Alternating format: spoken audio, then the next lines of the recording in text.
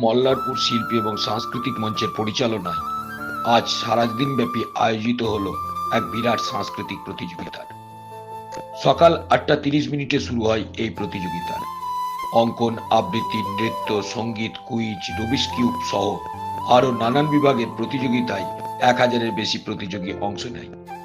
শুধু মল্লারপুর নয়, জেলার বিভিন্ন প্রান্ত থেকে প্রতিযোগিতায় অংশগ্রহণের হিড়িক পড়ে যায়। উদ্যোক্তাদের পক্ষ থেকে জয়ন্ত প্রামাণিক জানান, ছেলে মেয়েদের মনের মধ্যে প্রতিযোগিতার ভাব জাগিয়ে তোলার জন্য এই আয়োজন। অন্যতম আয়োজক উত্তম মণ্ডল জানান, প্রতিযোগিতায় প্রথম, দ্বিতীয় এবং তৃতীয় স্থানাধিকারীকে পুরস্কৃত করার পাশাপাশি প্রত্যেক অংশগ্রহণকারী প্রতিযোগীকে বিশেষ স্মারক দেওয়া হয়।